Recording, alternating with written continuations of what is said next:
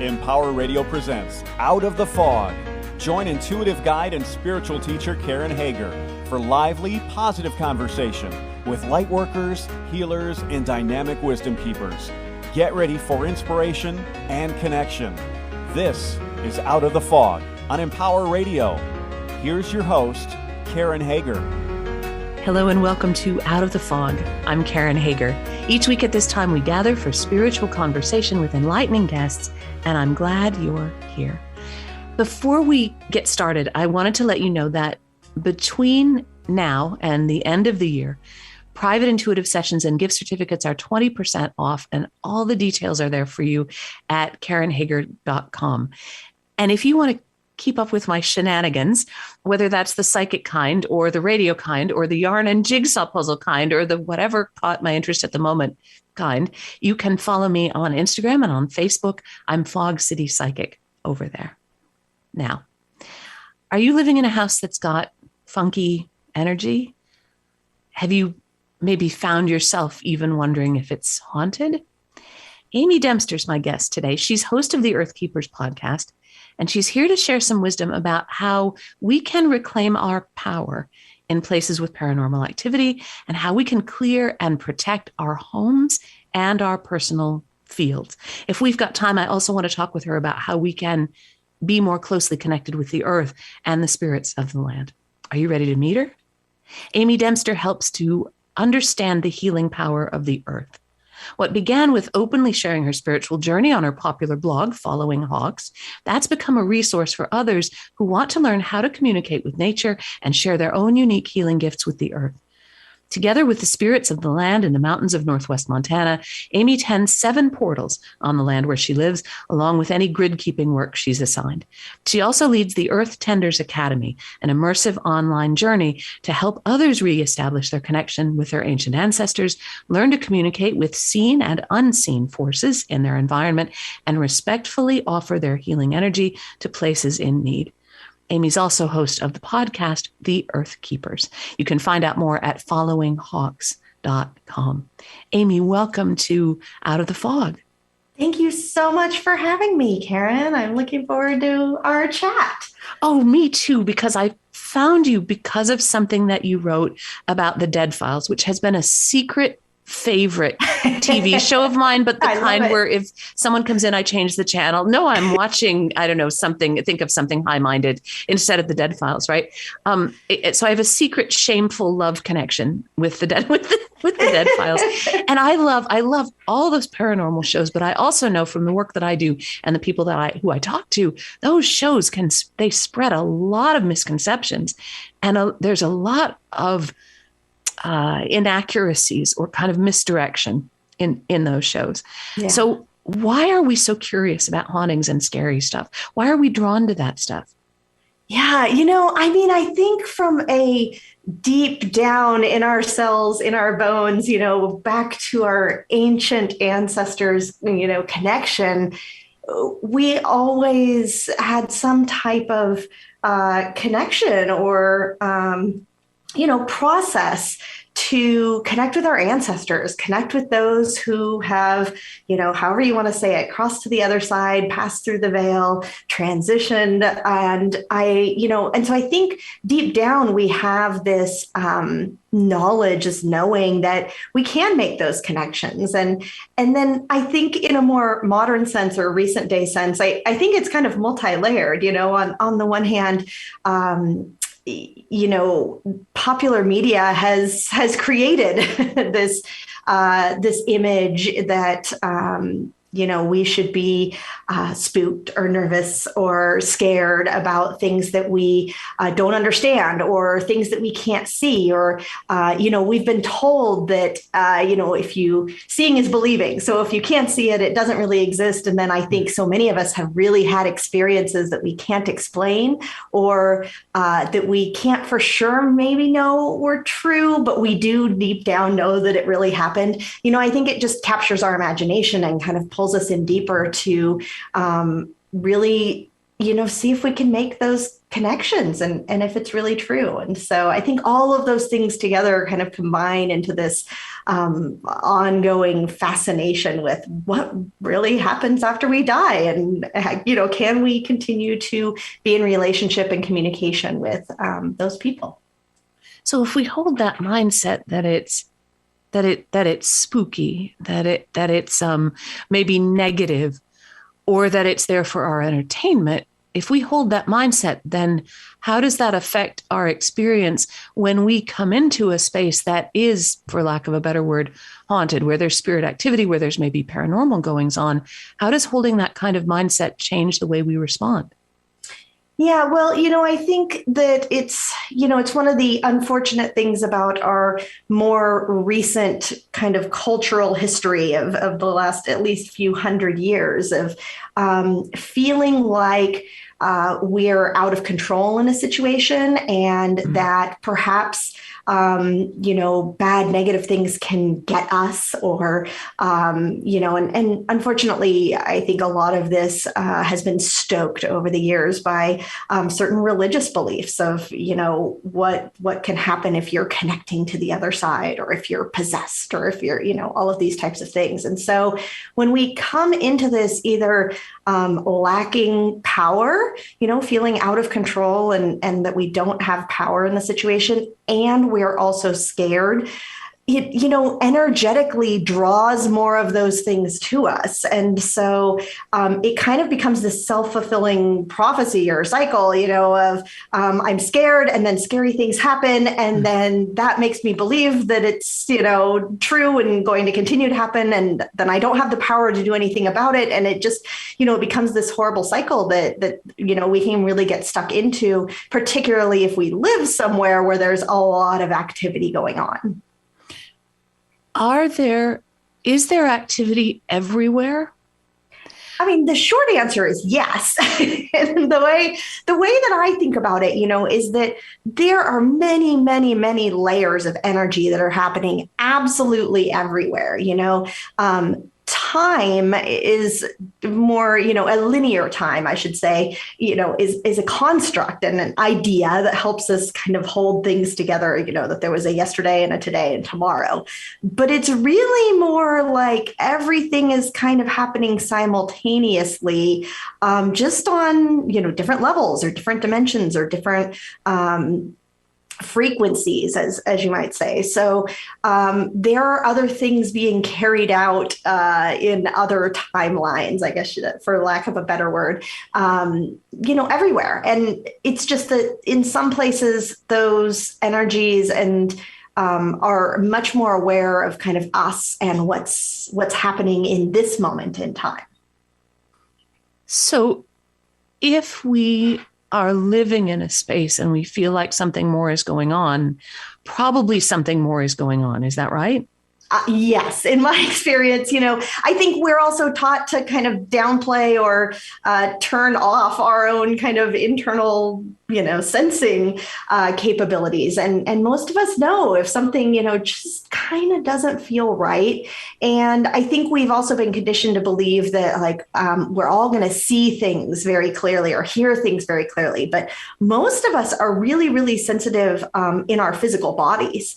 And so that's, for me, my kind of signal that there are what I would call earthbound spirits who haven't, who've passed away, but haven't crossed all the way over, that are hanging around in a space. For me, it's a very kind of unsettled feeling in my stomach.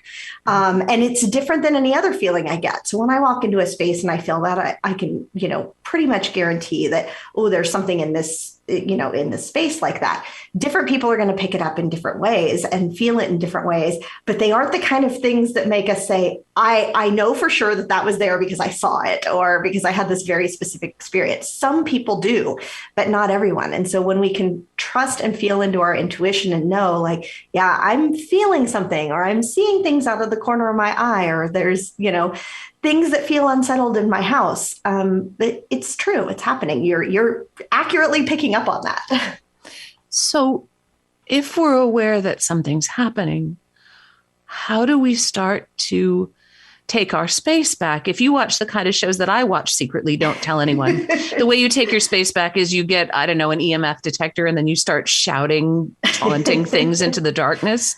I'm not sure, just personally speaking, that I'm not sure that's the wisest way forward. But when you know something's happening, how do you start to take your space back? Yeah, well, here's the thing, and I think it takes a lot of the kind of energetic charge out of it as well when we remember that, 95% of any of these types of things that you're going to pick up or feel, it's just someone's loved one, right? It's somebody's, mother or brother or sister or daughter or whatever who, got lost on the way to where they needed to be after they passed away. And a lot of this is because we don't have a process in our culture or a belief or an understanding in our culture of how to help people get to the other side. If you look at indigenous cultures, most of them have some type of belief and story and understanding about that it is the responsibility of the living people to help the dead people get all the way, to, as you might say, the land of the ancestors, right? And so there is, as maybe you've seen on TV or movies, a short period of time, a handful of days or a week or so after people pass away, that kind of the door is open and they can go on their own. But if they don't know either that they've passed away, which is much more common than you might believe, or they weren't sure what they were supposed to do, or they're specifically hanging around for a specific reason, something they think they need to do, a message that they need to, share, something or another, then they're just kind of hanging around until someone helps them.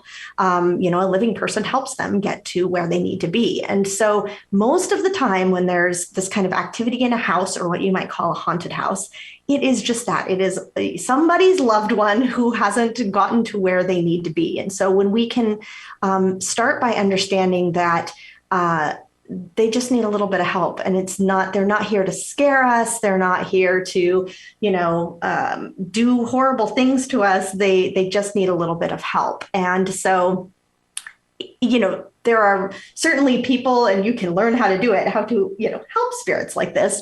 But if that's not your skill set, or if you're not interested in it, the reality is that you need to reclaim the space in your house and the energy in your house, because you are the one that's in control there.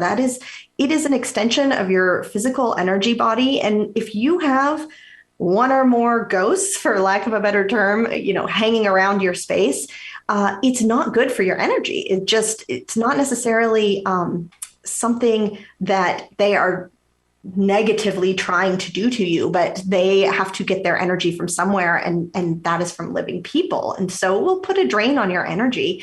And, I talk to a lot of people say, oh yeah, but I have this nice ghost in my house. Yeah, sure. Many of them are very nice, or just, don't really cause you any drama or trouble or whatever else, but they aren't necessarily where they need to be. And so when we can understand that, and at the very least say, you don't have to go to the light, but you can't stay here. You got to find somewhere else to be. You can't be in my house. And that's kind of the first step that we go to, is just in setting boundaries. And just like you wouldn't let somebody, get in your energy field that, stand too close to you, talk right in your face. You don't want these extraneous energies in your house either. You're listening to Out of the Fog, and I'm talking with Amy Dempster. You can find out more about Amy and her work at followinghawks.com, and you can find her podcast, the Earth Keepers podcast, on Apple Podcasts and a ton of other places besides. So, Amy, when we're ready to start to set boundaries, how can we do that? How can we do that in a way that feels safe to us, but is sufficiently authoritative? That the things we say make a difference, because there's a difference between going, get out of here, come on, I mean it, and really standing in your power. How do we get into that place? Yeah, well, there's a number of ways that we can do it. And I also think a lot of times we get hung up thinking like, I have to make sure I do something right or exactly the right way, or, someone has to teach me this exact process. But, this kind of world and this universe that we live in is a lot more flexible and creative than we've been taught to believe in many cases. And so however feels comfortable to you is the right way to do it, and is will accomplish the task. And so, sometimes it's just a matter of starting with some physical energy clearing. And that could be as simple as opening all of the windows and, burning some clearing herbs. A lot of people like working with cedar or sage or Palo Santo or, whatever. Again, anything you pick to use in that way will work perfectly fine. And really just kind of going through your space. Sometimes if you have a lot of extra clutter or, old dusty things that need to be cleaned up and cleared up, that makes a big difference in how our space feels, just kind of clearing out that energy. So just going through, clearing the energy out and just saying, you can say it in your head if it feels weird to say out loud, but you can absolutely say it out loud. This is my space and nothing that isn't here for my highest and best good needs to leave. And that's a really good first step in just clearing the space out. You can use sound, you can use bells. You can, one of my favorite techniques, honestly, is to play solfeggio frequencies, which if you have, like whatever, any kind of music subscription, you can just look up solfeggio frequency radio station or whatever. And there you'll find them on there. But they're very, very high frequency tones and harmonics. And so what they do is shift the frequency in your house, and anything that doesn't match that higher frequency, it's not going to feel very comfortable to hang around there anymore. So those are some really, good things, because that's something you can just turn on and just leave playing in the background in your house for a handful of hours and see. I'll bet you can feel how the energy shifts just from doing a few of those kind of initial clearing things.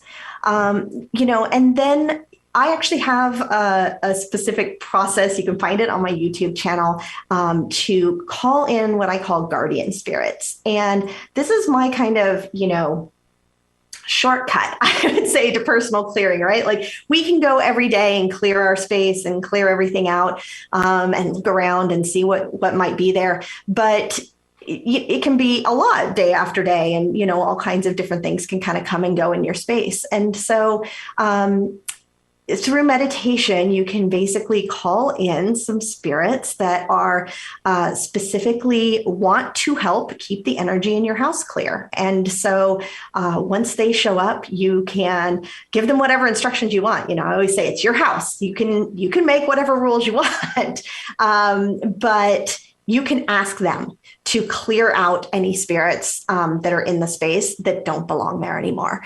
And it works. It'll work really fast. A lot of people, kids especially, can see them usually. Yeah. And so a lot of people will tell me they do the meditation and their kids will go, "Oh, who is that in the front yard?" And so, it works really, really well.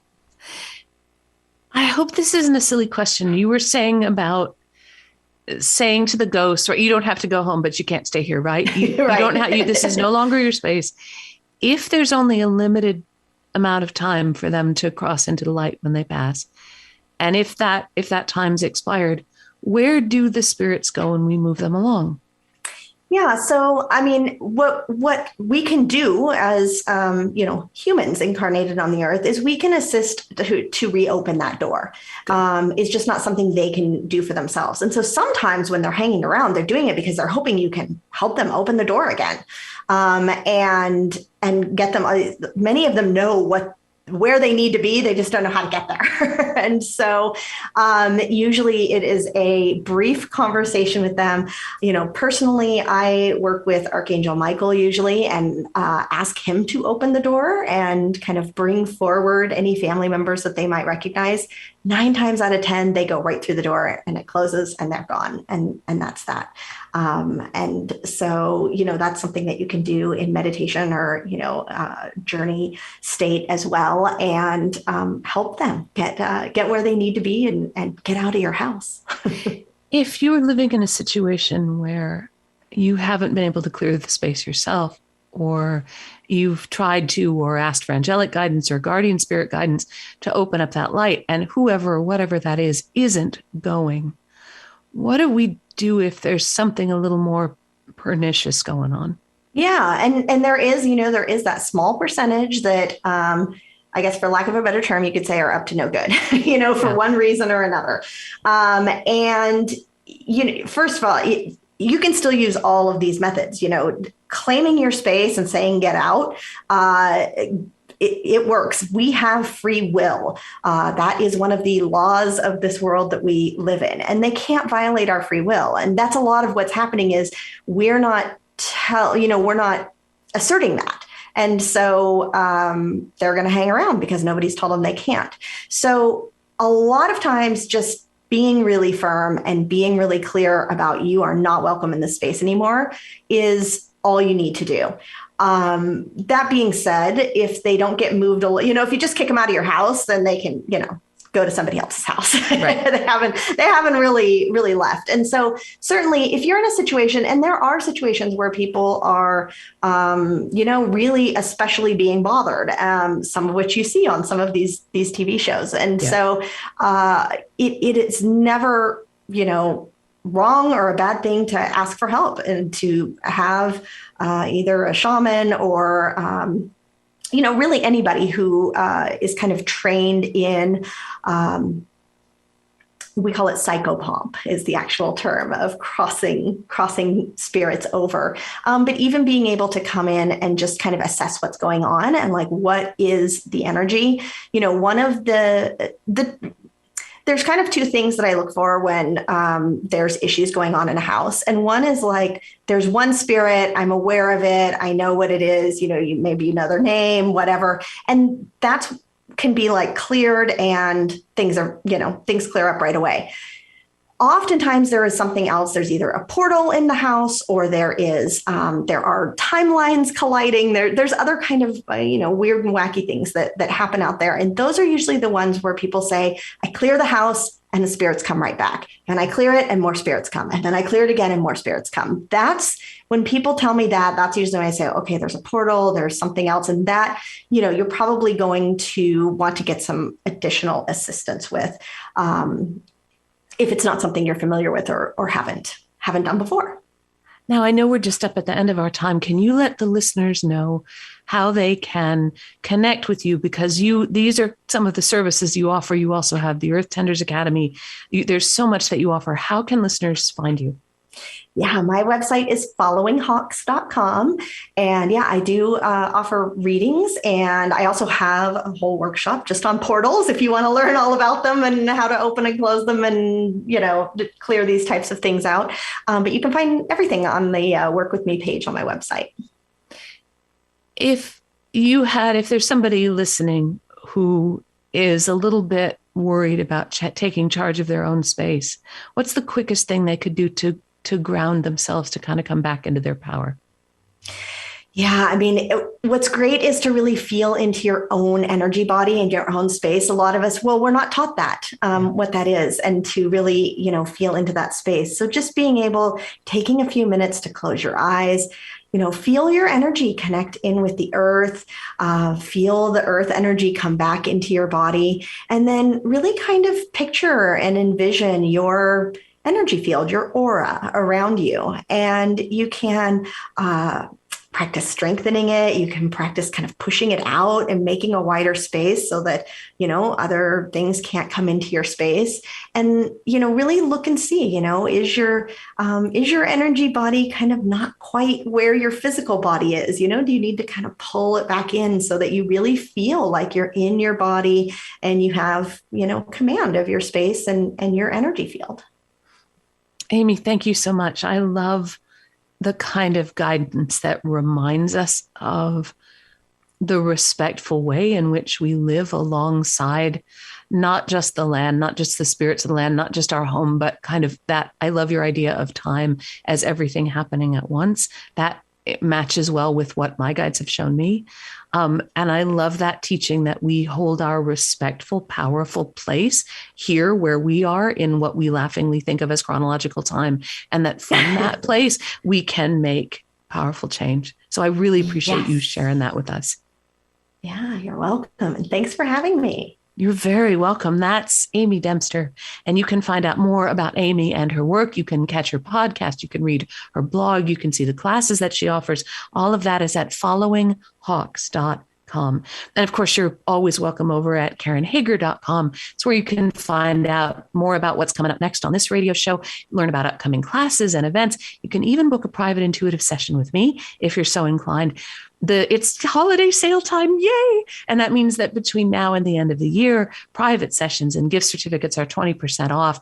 I do that for the last month of every year. So that'll expire at the beginning of 2022. But it's a chance to, if you want to, give a reading to somebody you love, book your own sessions for the coming year, but just do it so that you get that, do it at that discount. You can also find me on Instagram and Facebook where I'm Fog City Psychic. I haven't posted a picture yet, but I started a new Santa puzzle. And if you like Santa and you like puzzles, follow me on Instagram where I'm Fog City Psychic. And thank you for listening today. Together we are spreading a little more light in the world. And a little more light is always a good thing. Until next time, I'm wishing you peace.